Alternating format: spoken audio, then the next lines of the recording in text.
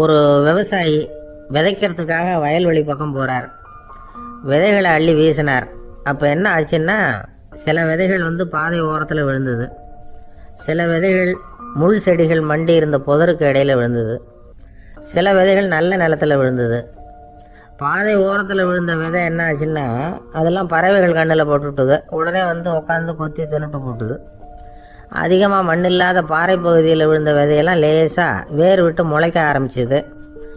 அதுக்கப்புறம் வேர் கீழேயும் ஆழமாக போக முடியல, மேலேயும் சூரிய வெப்பம் அதிகம் தாங்க முடியல, எல்லாம் காஞ்சி கருகி போட்டுது.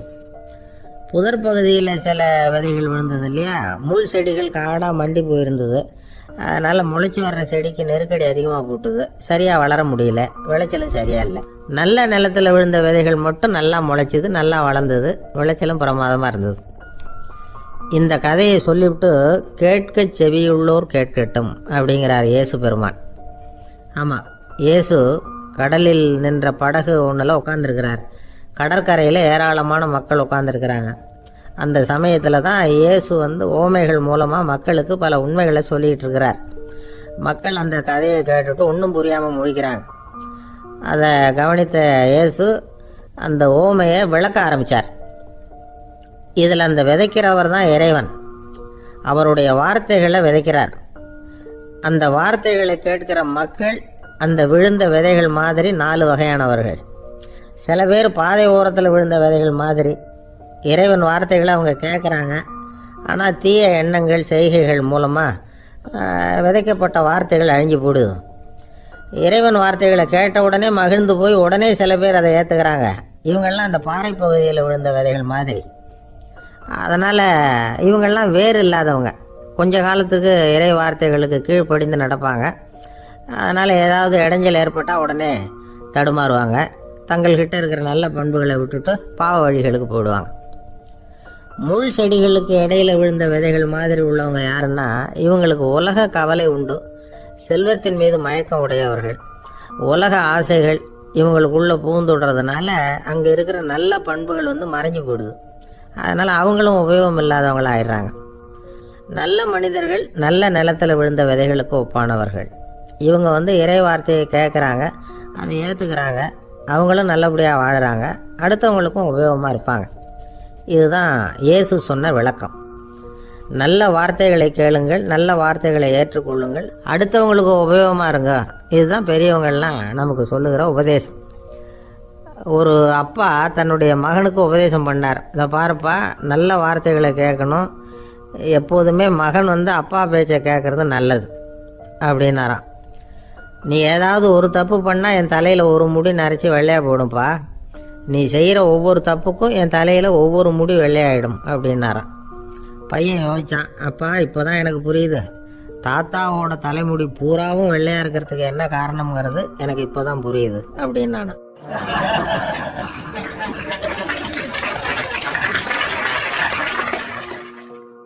ஒரு ஊரில் ஒரு ராஜா இருந்தார்.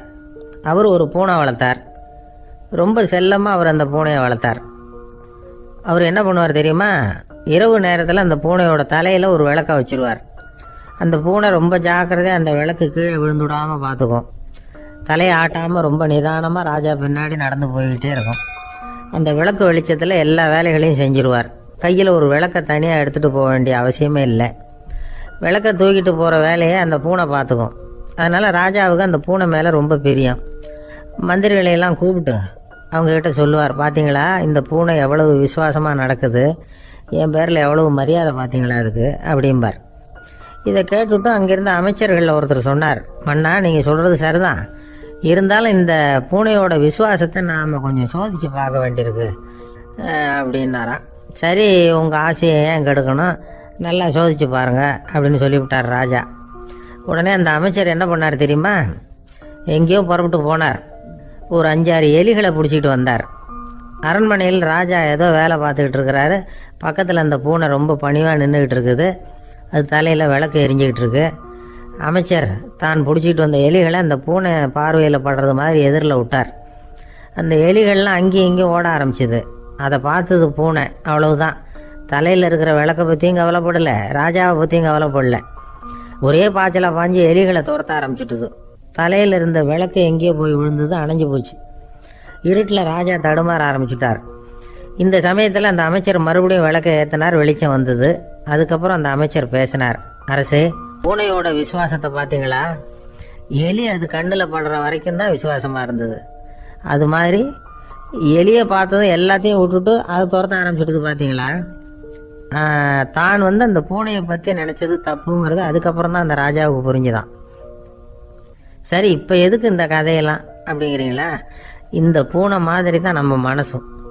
மனசை எவ்வளவு தான் பயிற்சி கொடுத்து பக்குவமாக வச்சுருந்தாலும் பார்க்குறதுக்கு பரமசாது மாதிரி தான் இருக்கும். பார்க்க வேண்டியதை பார்த்துட்டுதுன்னா பாஞ்சிரும். இந்த பூனை மாதிரி புலன் இன்ப பொருள்கள் கிட்டாத வரைக்கும் மனம் அடங்கி இருக்கிறது மாதிரி தான் தெரியும்.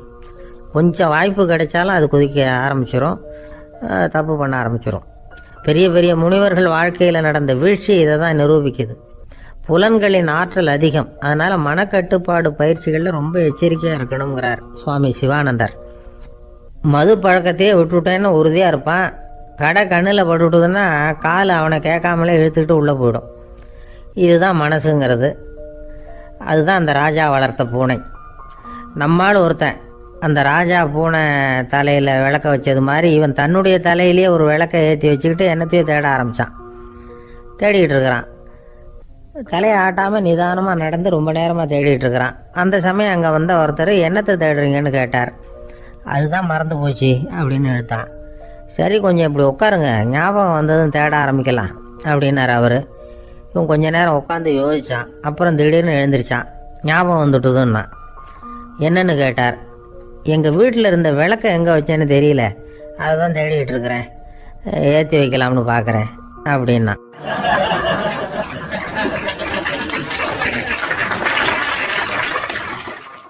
ஒரு ராஜா இருந்தார். நாடு பூராவும் நிறைய மரங்களை நட்டு வளர்க்கணுங்கிறது அவரோட ஆசை. தானே அதுக்கு முன்மாதிரியாக இருக்கணும்னு நினைச்சார். அரண்மனையை சுற்றி மரங்களை நட்டு வளர்த்தார். இதை பார்த்துட்டு ஜனங்களும் அவங்கவுங்க வீட்டை சுற்றி மரக்கன்றுகளை நட்டு வளர்த்தாங்க. கொஞ்ச காலத்தில் ஊர் பூரா பசுமையாக மாறிச்சு. எல்லாருக்கும் சந்தோஷமாக இருந்தது. இது ஒரு பக்கம் இருக்கட்டும். இப்போ நான் சொல்ல போகிற கதை வேறு. அதாவது, அந்த ராஜா ஒரு நாள் தன்னுடைய அரண்மனையை சுற்றி இருக்கிற விதவிதமான மரங்களை எல்லாம் போய் பார்த்தார். எப்படி இருக்கிறீங்க அப்படின்னு ஒவ்வொரு மரத்துக்கிட்டையும் விசாரிச்சாராம். எந்த மரமும் சந்தோஷமாக இருக்கிறதா தெரியல. அதுக்கும் மனசில் ஒரு குறை. முதல்ல ஆலமரத்துக்கிட்ட போனார். அது சொல்லிச்சு, மண்ணா, நான் நல்லா பெருசாக வளர்ந்துருக்கிறேன், அடர்த்தியாக இருக்கிறேன், கிளையெல்லாம் 4 பக்கமும் நல்லா படர்ந்து தான் இருக்குது, இருந்தாலும் எந்த பிரயோஜனமும் இருக்கிறதா தெரியல எனக்கு. என்னுடைய பழம்லாம் ரொம்ப சின்னதாக இருக்குது, என் கண்ணுக்கு சரியாக புறப்பட மாட்டேங்குது. நான் இருக்கிற சைஸுக்கு என்னுடைய கிளையில் இருக்கிற பழம்லாம் எவ்வளோ பெருசாக இருக்கணும், அது இத்தினூண்டு இருக்கிறது எனக்கு பெரிய அவமானமாக இருக்குது. இப்படி இங்கே நின்றுக்கிட்டு இருக்கிறதே ரொம்ப கூச்சமாக இருக்குது. ஒரு நல்ல புயல் வந்ததுன்னா பேசாமல் சாஞ்சு விடலாமான்னு பார்க்குறேன் அப்படின்னு புலம்புது ஆலமரம். சரி, இருக்கட்டும்னு நினச்சிக்கிட்டு ராஜா அடுத்தபடியாக ஒரு அத்தி மரத்துக்கிட்ட போனார். அதுவும் புலம்ப ஆரம்பிச்சிட்டுது. நான் கூட பெரிய மரம் தான், இல்லை இலையெல்லாம் அழகாக தான் இருக்குது, பழம் அழகாக இருக்குது, இருந்தாலும் உள்ள விஷயம் இல்லையே, அத்தி பழத்தை புட்டு பார்த்தா அத்தனையும் சொத்த அப்படின்னு பழமொழியே உண்டாயிட்டுதே. இப்படி ஒரு கெட்ட பேரோடு நான் இருக்கணுமா அப்படின்னு புலம்புது அது. சரி, இது இருக்கட்டும் அப்படின்னு சொல்லி அடுத்தபடியாக வேப்ப மரத்துக்கிட்ட போனார். அது தன்னுடைய வேதனையை வெளியிட்டது. எனக்கு எவ்வளவோ மருத்துவ குணங்கள்லாம் இருக்கிறதா சொல்லிக்கிறாங்க, இருந்தாலும் என்ன பிரயோஜனம், என்னுடைய பழத்தை மனிதர்கள் யாரும் விரும்பி சாப்பிட்றது இல்லையே அப்படின்னுது. ராஜா அடுத்தாப்புல இருந்து ஒரு பனை மரத்துக்கிட்ட போனார். நான் நல்லா உயரமாக தான் வளர்ந்துருக்கிறேன், மற்ற மரங்கள்லாம் என்னை அண்ணாந்து தான் பார்க்கணும், இருந்தாலும் என்கிட்ட நிழலுக்காக யாரும் ஒதுங்கிறது இல்லையே அப்படின்னுது. என்ன இது, எல்லா மரமும் இப்படி திருப்தி இல்லாமல் இருந்துகிட்டு இருக்குதே அப்படின்னு நினச்சிக்கிட்டே ராஜா அடுத்தபடியாக அங்கே இருந்த ஒரு பைன் மரத்துக்கிட்ட போனார். அழகாக உயரமாக பசுமையாக தான் இருந்தது, ஆனால் பழமோ பூவோ கிடையாது. அதை நினச்சி அது வருத்தப்பட்டுக்கிட்டு இருக்குது. ஓக் மரம் அது ஒன்று நின்றுட்டு இருந்தது. அது என்ன சொல்லிச்சுன்னா, இலையுதிர் காலத்தில் என் மேலே இருக்கிற எல்லா இலைகளும் உதிர்ந்து போடுது, முடி கொட்டின மனிதர்கள் மாதிரி மொட்டையாக நான் நிற்க வேண்டி இருக்குது, என்ன வாழ்க்கை இது அப்படின்னு சொல்லி அழுத்துக்கிட்டது. சரி, புளிய மரம் என்ன சொல்லுது பார்ப்போம்னு அதுகிட்ட போனால், என்னுடைய நிழலில் யாருமே தங்க மாட்டாங்க, உடம்புக்கு சூடுன்னு ஒதுங்கி போயிடுவாங்க, அடிமரத்தை பார்த்தீங்கன்னா பட்டையெல்லாம் உறிஞ்சி பார்க்கறதுக்கே கேவலமாக இருப்பேன் அப்படின்னுது அது. முருங்கை மரம் என்ன சொல்லிச்சு தெரியுமா, என்னுடைய இலை காயெல்லாம் சாப்பிட்றவங்களுக்கு சத்து கொடுக்கறது வாசவம்தான், ஆனால் என் உடம்புல சத்தே கிடையாது, கொஞ்சம் வேகமாக காற்று அடிச்சதுன்னா முறிஞ்சி விழுந்துடுறேன், என்ன வாழ்க்கை இது அப்படின்னு சொல்லி அது வருத்தப்பட்டது. ராஜா யோசனை பண்ணார், என்ன இது மரங்கள் வந்து பூமியின் வரங்கள்னு சொல்கிறோம், மழை பெய்யறதுக்கு அதுதான் காரணம், பூமி செழிப்பாக இருக்கிறதுக்கும் அதுதான் காரணம், வீடு கட்டுறதுக்கு மரம், நாற்காலி செய்ய உபயோகப்படுத்துறதுக்கும் அதுதான் உபயோகப்படுது, மனுஷனுக்கு வேண்டிய ஆகாரங்களையும் கொடுக்குது, இப்படிலாம் இருந்தும் எல்லா மரமும் நிம்மதி இல்லாமல் இருந்துக்கிட்டு இருக்குதே அப்படின்னு நினச்சார். அப்போது அங்கே இருந்த ஒரு மகிழ மரம் அவர் கண்ணில் பட்டது. அந்த மரம் மட்டும் கொஞ்சம் நிம்மதியாக மகிழ்ச்சியாக இருக்கிறது மாதிரி தெரிஞ்சுது. உடனே ராஜா அதுக்கிட்ட போனார். உனக்கு மனசில் எதுவும் குறை இல்லையான்னு கேட்டார். இல்லை, நான் சந்தோஷமாக தான் இருக்கேன்னு அந்த மகிழ மரம். அப்படியான்னு ஆச்சரியமாக கேட்டார் ராஜா. ஆமாம் மன்னா, இந்த இடத்துல நீங்கள் ஒரு முருங்கை மரத்தையோ வேப்ப மரத்தையோ கூட நட்டிருக்கலாம், ஆனால் இந்த இடத்துல நடுறதுக்கு என்ன தேர்ந்தெடுத்துருக்குறீங்க, அதுவே எனக்கு பெருமை, அதுவே எனக்கு திருப்தி அப்படின்னு தான் மகிழ மரம். மகிழ மரம் சாதாரணமாக தான் இருக்கும், இளம் மஞ்சள் நிறத்தில் பூக்கள், அது காய்ந்தும் மனம் வீசும். மகிழ மரம் மாதிரி மன திருப்தியோடு வாழறதுக்கு நாம் கற்றுக்கணுமா. நாம் இந்த உலகத்தில் ஒரு நாயாவோ நரியாவோ கூட பிறந்திருக்கலாம், மனுஷனாக பிறந்திருக்கிறோம், அதுவே பெருமை தானே. இந்த நிறைவு தான் மகிழ்ச்சியின் ரகசியம். ஒரு பையன் அப்பா கிட்ட போய், அப்பா நீங்கள் இந்த உலகத்தில் ஒரு மனுஷனாக பிறந்தது என்னோட அதிர்ஷ்டம் நானா. ஏண்டா அப்படி சொல்கிறேன்னு இருக்கார் அப்பா. நீங்கள் ஒரு கரடியாக பிறந்திருந்தா இந்நேரம் நானும் ஒரு கரடி குட்டியாக தானே இருந்திருப்பேன் அப்படின்னு நானா பையன்.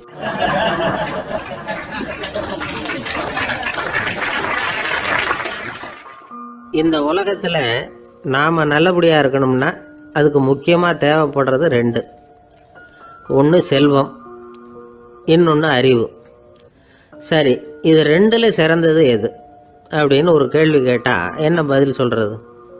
இதே கேள்வியை ஹஸ்ரத் அலி அவர்கள்கிட்ட கேட்டாங்களாம். அவர் ஒரு பெரிய அறிஞர்.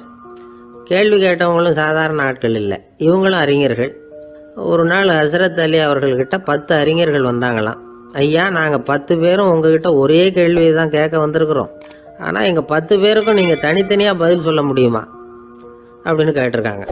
அதாவது அவங்க ஒரே கேள்விக்கு இவர்கிட்ட இருந்து 10 விதமான பதில் எதிர்பார்க்குறாங்க.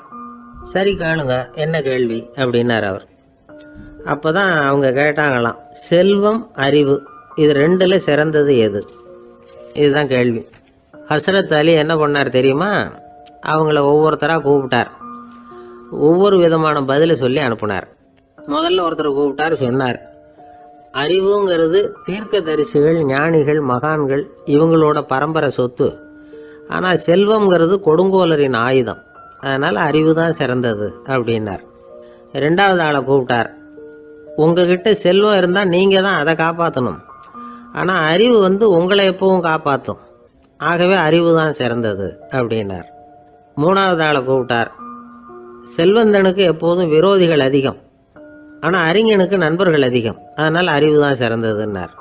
அடுத்தவரை கூப்பிட்டார், செல்வம் அடுத்தவங்களுக்கு கொடுக்க கொடுக்க குறையும், ஆனால் கல்விங்கிறது அதிகரிச்சுக்கிட்டே வரும், கொடுக்கறதுனால குறையாது, அதனால் அறிவு தான் சிறந்ததுன்னார். இன்னொருத்தரை கூப்பிட்டார், அறிவுள்ளவன் எப்பவும் வந்து அதை அடுத்தவங்களுக்கு வாரி வழங்கிக்கிட்டே இருப்பான், அதனால் அவங்ககிட்ட தாராளத்தன்மை இருக்கும், ஆனால் செல்வந்தன்கிட்ட கஞ்சத்தனம் தான் இருக்கும், அதனால் அறிவு தான் சிறந்ததுன்னார். ஆறாவது நபரை கூப்பிட்டார், செல்வத்தை வந்து கள்வர்கள் திருடிட்டு போக முடியும், ஆனால் அறிவை வந்து அப்படி திருடிட்டு போக முடியாது அப்படின்னார். ஏழாவது நபரை கூப்பிட்டார், செல்வம் வந்து கால ஓட்டத்தில் அழிஞ்சிரும், ஆனால் அறிவை வந்து கால ஓட்டம் ஒன்றும் பண்ண முடியாது, ஆகவே அறிவே சிறந்ததுன்னார்.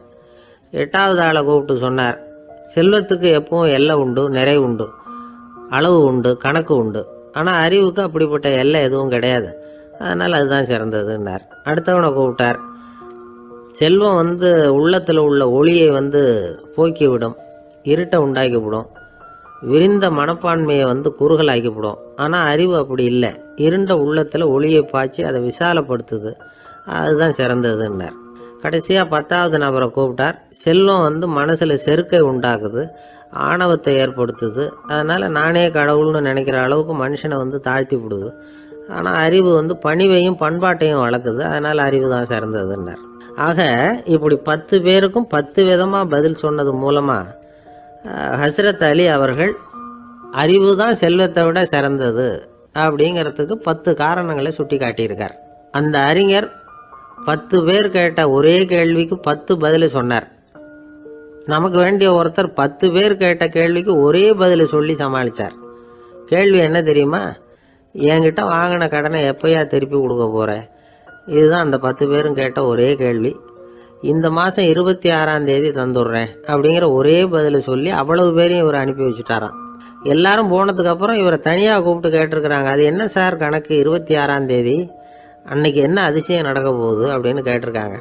அதிசயம் அன்னைக்கு இல்லை, அதுக்கு நாளே நடக்க போகுதுன்னாராம்.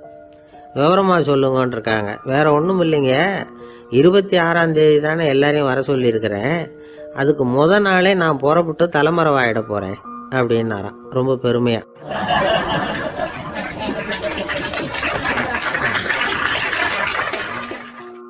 பொங்கல் திருநாள்.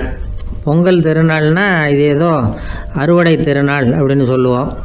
அதாவது வருஷம் பூரா நாம் பாடுபட்டு அதனுடைய பலனை அனுபவிக்கிற நாள் அப்படிங்கிறது நாம் சொல்லிகிட்டு இருக்கிறது. இது முக்கியமாக இது ஒரு நன்றி அறிவிப்பு நாள் அப்படின்னு சொல்லுவாங்க. இன்றைக்கி நிறைய நன்றி அறிவிப்பு கூட்டம்லாம் நடந்துக்கிட்டு இருக்குல்ல, அது மாதிரி விவசாயிகள் நடத்துகிற ஒரு நன்றி அறிவிப்பு விழா இது. யாருக்கு நன்றி சொல்கிறாங்கன்னா ஆதவனுக்கு. அதாவது சூரியன் இல்லைன்னா விவசாயம் இல்லை. அதனால் ஆதவனுக்கு நன்றி செலுத்துகிற நாளாக இந்த பொங்கல் திருநாளை நாம் கொண்டாடுறோம். அதாவது இந்த பொங்கலில் விவசாயிகள்கிட்டேருந்து நிறைய பண்புகளை நாம் தெரிஞ்சுக்க வேண்டிய நாள் இது. விவசாயிகள் அவங்க விவசாயம் முன்னேறி இருக்கிற அளவுக்கு விவசாயிகளுடைய வாழ்க்கை தரம் முன்னேறலை. அந்த அளவுக்கு அவர்கள் நாட்டுக்காக உழைச்சிக்கிட்டு இருக்கிறாங்க. அந்த காலத்துலேயே அதை பற்றி ஒரு கதை சொல்கிறது உண்டு. ஒரு வயசான ஆள் நிலத்தில் ஏறு உழுதுகிட்டு இருந்தாராம். கிழிஞ்சு போன ஒரு சின்ன துண்டை தான் இடுப்பில் கட்டியிருந்தாராம். தலையில் ஒரு கந்தலை சுற்றி இருந்தார். உடம்பு பூரா சேரு, ரொம்ப ஏழை. ஏறு ஓட்டிகிட்டு இருக்கிறவர் வேறு எப்படி இருப்பார்? இருந்தாலும் அந்த ஆள் ரொம்ப ஜாலியாக பாட்டு பாடிக்கிட்டே ஏறு உழுதுகிட்டு இருந்தாராம். உடம்புல தான் அவர் ஏழையை தவிர மனசில் ஒரு ஏழையாக தெரியல. அந்த சமயத்தில் அந்த நாட்டு ராஜா அந்த பக்கமாக குதிரை மேலே வந்தாராம். வேட்டைக்கு போயிட்டு பரிவாரங்களோடு திரும்பி வந்துக்கிட்டு இருக்கிறார். ரொம்ப செல்வ செழிப்பில் இருக்கிற ராஜா அவர் இந்த வயசான விவசாயியை பார்த்துருக்கார். இந்த ஆள் ரொம்பவும் ஏழைங்கிறது அவரை பார்த்தாவே பளிச்சுன்னு தெரியுது. கட்டிக்கிறதுக்கு நல்ல துணி இல்லை, உடம்போ இழைச்சி போயிருக்குது, வயிறு முதுகில் போய் ஒட்டிக்கிட்டு இருக்கு, கண்ணு குழி விழுந்து போயிருக்குது. ஆனாலும் முகத்தை பார்த்தா சந்தோஷமாக இருக்கிற மாதிரி இருக்குது. இவ்வளோ உற்சாகமாக பாடிக்கிட்டு இருக்கிறாரே அப்படின்னு ஆச்சரியமாக நினச்சி பார்த்தார் அந்த ராஜா. சரி, அவர்கிட்ட கொஞ்சம் பேச்சு கொடுத்து பார்க்கலாம் அப்படின்னு முடிவு பண்ணார். ஐயா பெரியவரே, இப்படி கொஞ்சம் வர முடியுமான்னாராம். பொழுது போகிறதுக்குள்ளே நான் இந்த வயல் பூரா உழவு ஓட்டி ஆகணும், அதனால் பேசுகிறதுக்கு நேரம் இல்லை அப்படின்னாராம் அந்த பெரியவர். என்ன அவ்வளவு அவசரமாக? மீதி இருந்தால் நாளைக்கு உழுதக்கூடாதா? அது சரி, உனக்கு எத்தனை ஏக்கர் நிலம் இருக்குது அப்படின்னு விசாரிச்சிருக்கார் ராஜா. எனக்குன்னு சொந்தமாக உள்ளங்கை அளவு கூட நிலம் கிடையாது. இது எங்கள் முதலாளியோட நிலம். இதை பூராவும் உழுது முடித்தாதான் அவர் கூலி கொடுப்பார். நான் கூலிக்கு உழுதுகிட்டு இருக்கிறேன். உங்ககிட்ட பேசிக்கிட்டு இருந்தால் அவருக்கு துரோகம் பண்ணது மாதிரி ஆகிடும் அப்படின்னாராம். ராஜா குதிரையை விட்டு கீழே இறங்கினார். வரப்பில் நடந்து அந்த பெரியவர்கிட்டே போனாராம். சரி, ஒரு நாள் பூரா உழுதான் உனக்கு எவ்வளவு கூலின்னு கேட்டிருக்கார். 8 அணா கூலி கிடைக்கும்னாராம் அவர். இது ரொம்ப காலத்துக்கு முன்னாடி நடந்த ஒரு சம்பவங்கிறதுனால அப்போ 8 அணா கூலிங்கிறது ரொம்ப பெருசு. இருந்தாலும் அதுவும் அந்த ராஜாவுக்கு பெரிய கூலியாக தெரியல. இவ்வளவு தானா, இதை வச்சுக்கிட்டு நீ எப்படி காலம் தள்ளுற அப்படின்னாராம். ஒன்றும் கவலை இல்லை அப்படின்னாராம் அவர். ராஜாவுக்கு ரொம்ப ஆச்சரியமாக போச்சு. 8 அணா கூலி வாங்குகிற இந்த ஆள் கவலை இல்லாமல் இருக்கிறார், ஏராளமான வசதியோடு இருக்கிறன்னா கவலை இல்லாமல் வாழ முடியலையே அப்படின்னு நினச்சி பார்த்துருக்கார். அது சரி, 8 அணாவில் எப்படி குடும்பம் நடத்துகிற அப்படின்னு கேட்டாராம். எனக்கு கிடைக்கிற 8 அணாவில் 2 அணா குடும்பத்துக்கு செலவழிக்கிறேன், 2 அணா பழைய கடனுக்கு கொடுக்குறேன், 2 அணா தர்மம் செய்கிறேன், 2 அணா வட்டிக்கு கொடுக்குறேன், ஒரு குறையும் இல்லைன்னாராம். ராஜாவுக்கு ஒன்றும் புரியல. எனக்கு ஒன்றும் புரியலேன்னு இருக்கார். ஐயா, எனக்கும் என் மனைவிக்கும் 2 அணா செலவாகுது. வயசான அம்மா அப்பா இருக்கிறாங்க, சின்ன வயசில் என்னை காப்பாற்றினவங்க அவங்க. அந்த கடனுக்கு 2 அணா செலவாகுது, அது பழைய கடன். என் தங்கச்சி ஒருத்தி ஆதரவு இல்லாத நிலைமையில் தன்னுடைய மகனோட என் வீட்டில் இருக்கிறா. அவளுக்கும் அவள் மகனுக்கும் 2 அணா செலவு பண்ணுறேன், அது தர்மம். எனக்கு 2 பிள்ளைங்க இருக்கிறாங்க, அவங்களுக்கு 2 அணா செலவு பண்ணுறேன், அது வட்டிக்கு கொடுக்குறது மாதிரி. பிற்காலத்தில் அவங்க எங்களை காப்பாற்றுவாங்க. அந்த வகையில் நான் திருப்தியோடு வாழ்ந்துக்கிட்டு இருக்கிறேன் அப்படின்னாராம். ராஜாவுக்கு அர்த்தம் புரிய ஆரம்பிச்சுதான். அந்த பெரிய நிலத்தை விலை கொடுத்து வாங்கி அந்த பெரியவருக்கே தானமாக கொடுத்துட்டாராம். இப்போ உழுதவருக்கே நிலம் சொந்தமாகிட்டுது. அன்னையிலேருந்து அரசனுக்கும் ஆறுதல் கிடைச்சிதான். இப்படி ஒரு கதை சொல்லுவாங்க. எட்டனா வருமானத்தை வச்சுக்கிட்டு எப்படி காலத்தை தள்ளுறதுன்னு சொல்கிறதுக்காக இந்த கதையை சொல்கிறதாக யாரும் தப்பாக நினச்சிக்கக்கூடாது. கிடைக்கிறத எப்படி பங்கு போடுறார், எப்படி திருப்தியாக வாழறார் அப்படிங்கிறது தான் முக்கியம். அது மாதிரி இன்றைக்கு இந்த பொங்கல் திருநாளில் உழவர்கள் மனசு மகிழ்ச்சியாக இருந்ததுன்னா அது எல்லாரும் மகிழ்ச்சியாக இருக்கிறது மாதிரி அர்த்தம். அதனால் அவர்கள்ட்டேருந்து நாம் பாடம் கற்றுக்கணும். சில உழவர்கள் தங்கள் நிலத்தில் விளையிறத தாங்கள் சாப்பிட மாட்டாங்க. அடுத்தவங்கள்ட்ட விற்றுட்டு சந்தையில் போய் வேறு அரிசி வாங்கிட்டு வந்து தான் இவங்க சாப்பிடுவாங்க. அப்படிப்பட்ட விவசாயிகள்லாம் இது உண்டு. பங்கிடுகிற பண்பை உழவர்கள்ட்டேருந்து கற்றுக்கொள்ளுங்கள் அப்படிம்பாங்க. ஒரு ஆள் நிம்மதியாக மகிழ்ச்சியாக இருந்தானா உங்கள் நிம்மதிக்கும் மகிழ்ச்சிக்கும் என்ன காரணம்னு கேட்டிருக்கார் இன்னொருத்தர். என்கிட்ட இருந்தது பூராவையும் என் பிள்ளைங்களுக்கு சமமாக பங்கு போட்டு கொடுத்துட்டேன், எனக்குன்னு எதுவுமே வச்சுக்கல, அதுதான் நிம்மதிக்கு காரணம்ன்றிருக்கான். உங்ககிட்ட இருந்தது எவ்வளவு இருந்தது அப்படின்னு கேட்டிருக்காரு அவர். மொத்தமாக ஒரு 50,000 ரூபா இருக்கும் அப்படின்னு இருக்கான். அவ்வளவும் பணமாகவே இருந்ததா அப்படின்னு கேட்டிருக்காங்க அவங்க. இல்லைங்க, அவ்வளவும் கடன், அதை தான் பிரித்து கொடுத்துருக்கேன் பிள்ளைங்கக்கிட்ட அப்படின்னு நானும். அவன்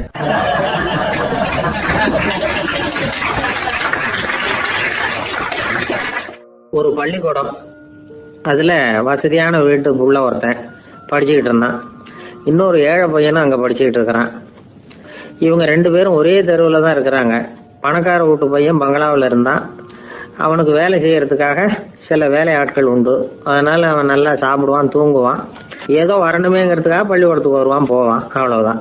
இந்த ஏழை பையன் இருக்கானே, அவன் அப்படி இல்லை. காலையில் எழுந்திருப்பான், உடற்பயிற்சி பண்ணுவான், அவங்க வீட்டில் கிடைக்கிற சாதாரண உணவு அதை அளவோடு சாப்பிடுவான், வீட்டில் உள்ள வேலைகளையும் செய்வான், பள்ளிக்கும் தவறாமல் வந்துடுவான். அவனுக்கு கூட பிறந்த சகோதர சகோதரிகள் 8 பேர். எல்லாரும் தன்னம்பிக்கையோடு அவங்க வேலையை செஞ்சுக்கிட்டு இருந்தாங்க.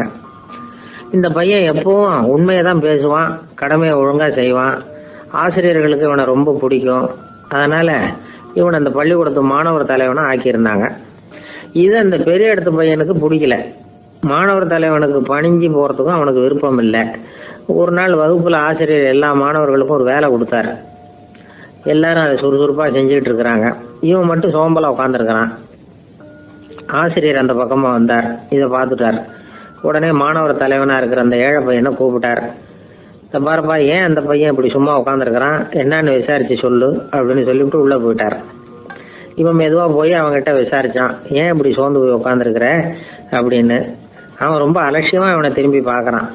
என்னோட சிரமம் உனக்கு என்ன தெரியும், வீட்டில் என்னுடைய சௌகரியங்களை கவனிக்கிற வேலையாட்கள் 2 பேரும் இன்னைக்கு வேலைக்கு வரல, அதனால் என்னோட வேலையெல்லாம் நானே கவனிக்கிற மாதிரி ஆயிட்டுது, அதனால் சோர்ந்து போயிட்டேன் அப்படின்னு நான். அப்புறம் கேட்டிருக்கான், அது சரி, உன்னுடைய வீட்டில் உன்னுடைய வேலைக்காரங்க வராத போது நீ எப்படி சமாளிக்கிற அப்படின்னு கிண்டலாக கேட்டிருக்கான். அதாவது இவன் ஏழைங்கிறதையும் இவன் வீட்டில் வேலை செய்யறதுக்கு யாரும் இல்லைங்கிறதையும் இப்படி சொல்லி கிண்டல் பண்ணுறான். இந்த ஏழை பையனுக்கு இது புரிஞ்சுது, மனசு வேதனை போட்டுது. இருந்தாலும் வெளியில் காட்டிக்காமல் சிரிச்சுக்கிட்டே சொன்னானா, எனக்கு அந்த கவலையே கிடையாது, என்னுடைய உதவிக்கு நான் நினைச்ச உடனே என்னுடைய காரியத்தை செய்யறதுக்கு 8 பேர் எப்பவும் தயாராக இருப்பாங்க அப்படின்னு நான். இவன் இப்படி சொன்னதும் அவனுக்கு ஒரு மாதிரி ஆயிட்டு தான், தலையை குனிஞ்சுக்கிட்டே போயிட்டான். உள்ளே உட்காந்துருந்த ஆசிரியர் காதில் இது விழுந்தது. உடனே இந்த ஏழை பையனை உள்ளே கூப்பிட்டு போனார், கேட்டார், என்னப்பா அப்படி சொல்கிற, இவன் பொய் சொல்ல மாட்டாங்கிறது அவருக்கு தெரியும், அவனை சமாளிக்கிறதுக்காக இப்படி ஒரு பொய்யை சொல்லியிருப்பாங்கிறதையும் அவரால் ஏற்றுக்க முடியல. ஏன்பா நீ நினைக்கிற காரியத்தை செய்ய 8 பேர் தயாராக இருக்கிறதா சொன்னியே, உன்னுடைய சகோதர சகோதரிகளை குறிப்பிட்டு அப்படி சொன்னியா அப்படின்னு கேட்டார். இல்லைங்க ஐயா, நான் அவங்கள குறிப்பிட்டு அப்படி சொல்லலைன்னா. அப்படின்னா பொய் சொன்னியா, இந்த சின்ன விஷயத்துக்கு அப்படி பொய் சொல்லலாமான்னார். ஐயா நான் பொய்யும் சொல்லலைன்னா. இவன் அப்படின்னா நீ சொன்னதுக்கு என்ன அர்த்தம்னார். இப்போ அந்த பையன் சொல்கிறான், ஐயா நான் நினைக்கிறத செய்து முடிக்க என் கூட இருக்கிற அந்த 8 பேர் யாருன்னா 2 கால் 2 கை வாய் மூக்கு கண்ணு காது ஆக மொத்தம் 8. இவங்க தான் அந்த வேலை ஆட்கள். நான் சொல்கிறத செய்யறதுக்கு, நான் சொல்கிறத கேட்கறதுக்கும் செய்யறதுக்கும் அவங்க எப்பவும் தயாராக இருக்காங்க. அந்த அளவுக்கு என்னுடைய பயிற்சிகள் பழக்க வழக்கங்கள் மூலமாக அவங்கள நல்ல நிலைமையில் வச்சிருக்கிறேன் அப்படின்னா. இந்த கதையை சுவாமி சின்மயானந்தர் சொல்கிறது வழக்கம். இயற்கை நமக்கு கொடுத்துருக்கிற வேலையாட்கள் இந்த 8, இவங்களை நல்ல முறையில் வச்சிருந்து வேலை வாங்க வேண்டியது நம்முடைய கடமை. அந்த கடமையை ஒழுங்காக செஞ்சுக்கிட்டு வந்தால் வாழ்க்கையில் வெற்றி நிச்சயம், இல்லைன்னா குழப்பம்தான். புத்தி சரியா இல்லைன்னா இந்த வேலையாட்கள் நாம் சொல்கிறத கேட்க மாட்டாங்க.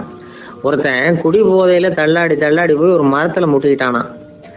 தலையில் கட்டு போட்டுக்கிட்டு மறுநாள் வந்திருக்கான். ஏன்டா இப்படி பண்ணுறேன்னு கேட்டிருக்காங்க. நான் ஒதுங்கி போன்னு தான் சொன்னேன், அது கேட்கல அப்படின்றான். எது கேட்கல? உன்னோட காலா அப்படின்னு கேட்டிருக்காங்க. இல்லைங்க, அந்த மரம் அப்படின்னு நானா.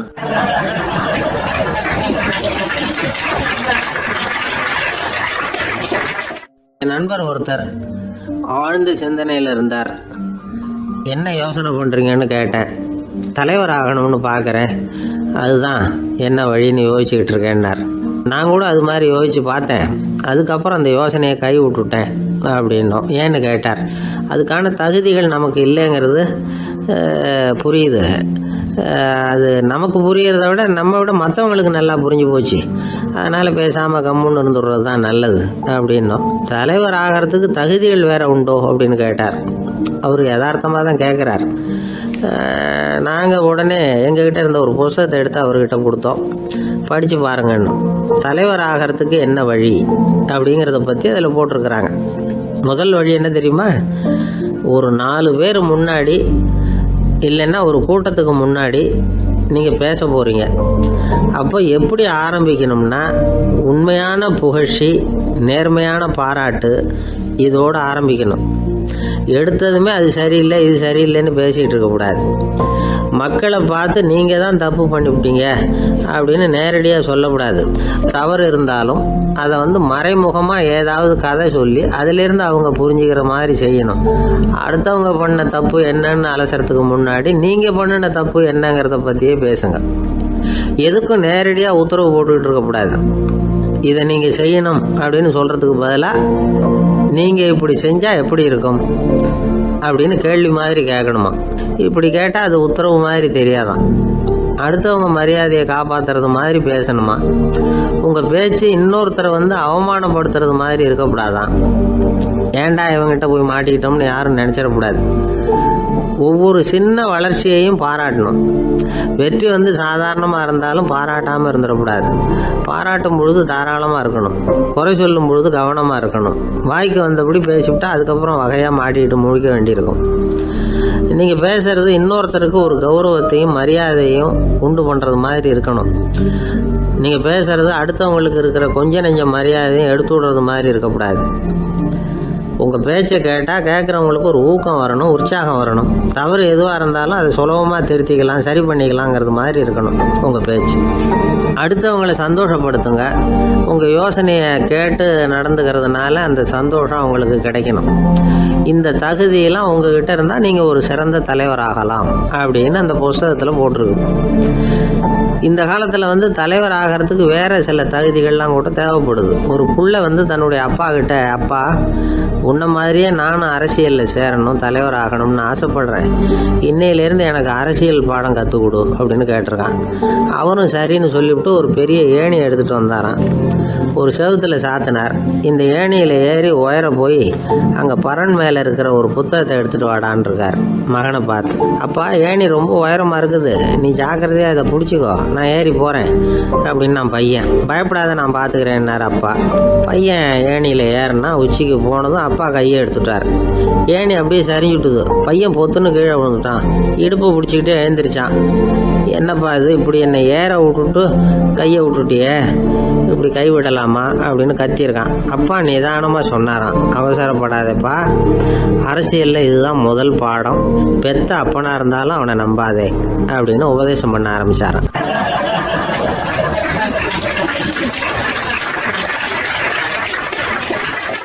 ஒரு ஆஃபீஸில் வேலை பார்க்குற ஒருத்தர் ஏதோ தப்பு பண்ணிவிட்டார். உடனே மேல் அதிகாரி அவரை கூப்பிட்டு அனுப்புனார். நீ செஞ்சது தப்புன்னார் கோபமாக. இது ஒரு ரகம். சில அதிகாரிகள் இப்படி நீங்கள் செஞ்சது தப்புன்னு சொல்கிறதில்ல, நீங்கள் செஞ்சது சரி அப்படின்னு சொல்கிறதில்ல. எப்படி சொல்லுவாங்கன்னா, நீங்கள் செஞ்சது சரியில்லைன்னு நான் நினைக்கிறேன் அப்படின்னு சொல்லுவாங்களாம். அதாவது சில பேர் நீங்கள் செஞ்சது தப்புங்கிறாங்க, அதையே மாற்றி சொல்கிறாரு இவர், நீங்கள் செஞ்சது சரியில்லைன்னு நினைக்கிறேன். இது ரெண்டும் வந்து அர்த்தம் ஒன்று தான், இருந்தாலும் வார்த்தைகள் வித்தியாசம். நிர்வாக திறமை இல்லாத ஒரு அதிகாரி யூ ஆர் ராங் அப்படின்னு சொல்லுவாராம்.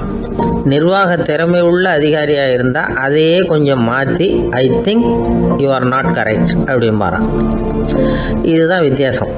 இருந்தாலும் வார்த்தைகளை உபயோகப்படுத்துகிற விதத்தை வச்சு தான் வேலை நல்லா நடக்கிறதும் நடக்காததும் இருக்குது. விவரம் தெரிஞ்சவங்க என்ன சொல்கிறாங்க தெரியுமா? Be a leader not a boss அப்படிங்கிறாங்க. ஒரு லீடராக பாஸாக இருக்காதே அப்படிங்கிறாங்க. சரி, அப்படின்னா லீடருக்கும் பாஸுக்கும் வித்தியாசம் உண்டா அப்படின்னு கேட்டால் இருக்குன்னு சொல்கிறாங்க. லீடருங்கிறவர் வேற, பாஸுங்கிறவர் வேற. ஒரு லீடர் எப்படி நடந்துக்குவார், ஒரு பாஸ் எப்படி நடந்துக்குவார், இதை முதல்ல நாம் தெரிஞ்சுக்கணும். அவங்க எப்படி நடந்துக்குவாங்க அப்படிங்கிறதுக்கு சில விவரங்கள் இருக்குது. அதை கேட்டோம்னா நாம் புரிஞ்சுக்கலாம் அதை. அதாவது பாஸுங்கிறவர் விரட்டிக்கிட்டே இருப்பார், லீடருங்கிறவர் ஊக்கப்படுத்திக்கிட்டே இருப்பார். நாளைக்கு சாயந்தரத்துக்குள்ளே அந்த வேலையை செஞ்சு முடிக்கலைன்னா தொலைச்சி விடுவோம் தொலைச்சி அப்படிம்பார் அவர். இவர் எப்படி சொல்லுவார்னா, இது வரைக்கும் நீங்கள் செஞ்சுருக்கிற வேலை ரொம்ப அற்புதம் அப்படிம்பார். பாஸுங்கிறவர் அதிகாரத்தை நம்பி செயல்படுறவர், லீடருங்கிறவர் நல்லெண்ணத்தை நம்பி செயல்படுறவர். நம்மக்கிட்ட அதிகாரம் இருக்குது, பவர் இருக்குது, அதனால் காரியத்தை சாதிச்சுடலாம் அப்படின்னு நினைக்கிறவர் அவர். மற்றவங்க கிட்ட ஒரு நல்ல அபிப்பிராயத்தை சம்பாதிச்சுக்கிட்டு அது மூலமாக காரியங்களை சாதிக்கிறவர் இவர். பாஸுங்கிறவர் பயத்தை உண்டு பண்ணுவார், லீடருங்கிறவர் அன்பை பரவ செய்வார். அது செய்யலைன்னா ஆடிட்டில் தகராறாயிடும், இது செய்யலைன்னா இன்க்ரிமெண்ட் கட் ஆகிடும், இப்படி ஏதாவது சொல்லி பயமுறுத்திக்கிட்டே இருப்பார் அவர். இவர் அப்படி இல்லை. உடம்பு இப்படி இருக்குது, வீட்டில் எல்லோரும் சௌக்கியமாக இருக்கிறாங்களா, ஆஃபீஸில் எல்லாம் வசதியாக இருக்குதா, நான் ஏதாவது உதவி செய்யணுமா அப்படின்னு அன்புக்கு முக்கியத்துவம் கொடுப்பார். பாஸுங்கிறவர் எதுக்கு எடுத்தாலும் நான் சொல்லிகிட்டு இருப்பார், லீடருங்கிறவர் நாமன்னு சொல்லிகிட்டு இருப்பார். பாஸுங்கிறவர் தப்புக்கு காரணம் யாருன்னு பார்ப்பார், லீடருங்கிறவர் தப்பு என்னன்னு பார்ப்பார். இதுதான் ரெண்டு பேருக்கு வித்தியாசம். The boss shows who is wrong, the leader shows what is wrong அப்படின்னு சொல்லுவாங்க. இந்த காரியம் எப்படி செய்யப்பட்டிருக்கு அப்படின்னு தெரிஞ்சுக்கிறவர் பாஸ். இந்த காரியத்தை எப்படி செய்யணும்னு செஞ்சு காட்டுறவர் லீடர். பாஸுங்கிறவர் பணியாளர்களை திட்டுவார், லீடர் வந்து மரியாதைக்குரியவராக நடத்துவார், அதுக்குரியவராக அவர் நடந்துக்குவார். செய்கிற வேலையை ஒரு சுமையாக நினைக்க வைக்கிறவர் பாஸ், செய்கிற வேலையை ஒரு சந்தோஷமாக ஆக்குறவர் லீடர். ஒரு முதலாளியாக இருக்கிறவர் அல்லது ஒரு நிர்வாகியாக இருக்கிறவர் இது மாதிரியான நுணுக்கங்களை எல்லாம் தெரிஞ்சு வச்சுக்கிறது நல்லது. ஒரு பாஸ் இருக்கார், அவர் ஒரு நாள் ரொம்ப பெருமையாக தன்னோட ஆஃபீஸை பற்றி பேசிக்கிட்டு இருந்தார். எனக்கு கீழே 200 பேர் வேலை செய்கிறாங்க சார், நான் ஒரு கோடு கிழிச்சா அவங்க அதை தாண்டாத அளவுக்கு நான் நடந்துக்கிறேன் சார் அப்படின்னார் அவர். அது எப்படி முடியுது உங்களால் அப்படின்னு கேட்டோம். நான் கோடே கிழிக்கிறது இல்லை சார் அப்படின்னார்.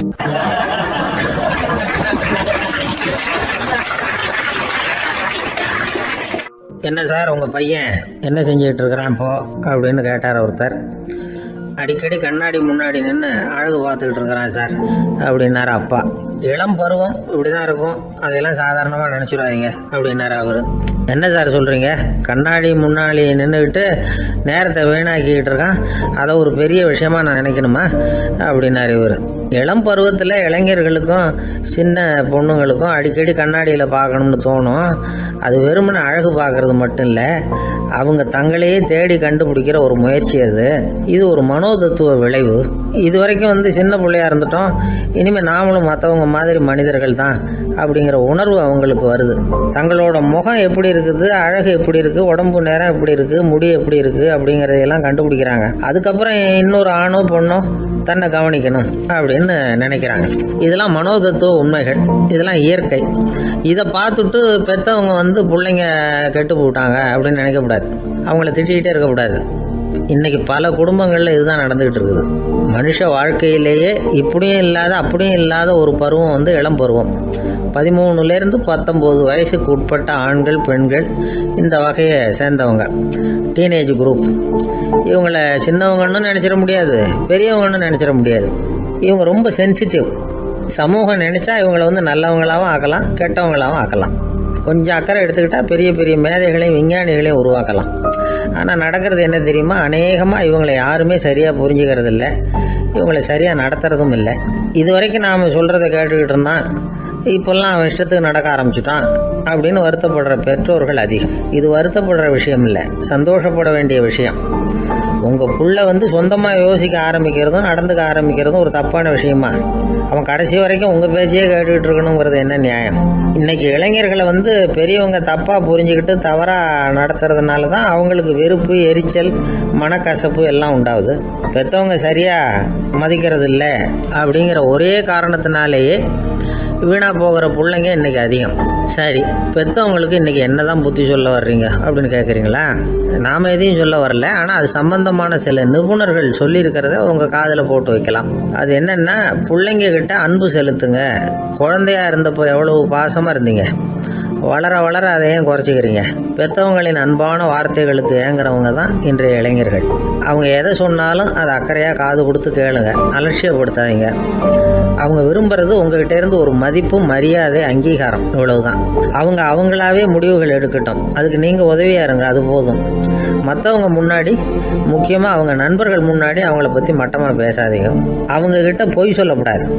நீங்கள் சொன்னது பொய்ன்னு தெரிஞ்சு போச்சுன்னா உங்கள் பேரில் அவங்களுக்கு இருக்கிற மதிப்பு போயிடும், நம்பிக்கை போயிடும். அவங்களுக்கு முன்னாடி நீங்கள் சண்டை போடக்கூடாது. உங்கள் பிள்ளைய எப்பவும் இன்னொரு பிள்ளையோட ஒப்பிட்டு பேசுகிற வேலையே வேணாம். கூட பிறந்த மற்றவங்களோட கூட ஒப்பிடக்கூடாது. இப்படி செஞ்சால் அவன் உங்ககிட்டையும் பிரியமாக இருக்க மாட்டான், அவங்ககிட்டையும் பிரியமாக இருக்க மாட்டான். புள்ள எங்கே போகிறான், என்ன பண்ணுறான் அப்படின்னுலாம் துப்பறிஞ்சிக்கிட்டு இருக்கக்கூடாது. இளைஞர்கள் தனிமையை விரும்புகிறவங்க. அவங்கள பெட்டியில் வச்சு மூடி பாதுகாக்கணும்னு நினைக்கக்கூடாது. அவங்கள எப்படி பாதுகாக்கிறது அப்படிங்கிறது அவங்களுக்கே தெரியும். உங்கள் புள்ள எப்படி நடந்துக்கணும்னு நீங்கள் எதிர்பார்க்குறீங்களோ அது மாதிரி நீங்கள் நடந்து காட்டுங்க, அது போதும். ஒரு வீட்டில் அப்பாவும் அம்மாவும் பேசிக்கிட்டு இருக்கிறாங்க. என்னங்க, நம்ம பொண்ணு பெரியவளாயிட்டா, அடிக்கடி கண்ணாடி முன்னாடி போய் நின்றுக்கிட்டு இருக்கிறா, சீக்கிரமாக ஒரு பையனை பார்த்து கல்யாணத்தை முடிக்காமல் இப்படி மசன்னு கல் மாதிரி உட்காந்துருக்குறீங்களே அப்படின்னு சத்தம் போட்டாங்க அந்த அம்மா. அவசரப்படாத, பார்க்குறதுக்கு கண்ணுக்கு அழகாக, லட்சணமாக, புத்திசாலியாக ஒரு பையன் கிடைக்க வேணாமா? அதுதான் பார்த்துக்கிட்டு இருக்கிறேன் அப்படின்னார் அப்பா. இதுக்கு அந்த அம்மா சொல்கிறாங்க, எங்கள் அப்பா இப்படியெல்லாம் நினச்சிக்கிட்டு இருந்திருந்தா எனக்கு கல்யாணமே ஆயிருக்காது தெரியுமா அப்படின்னாங்களாம்.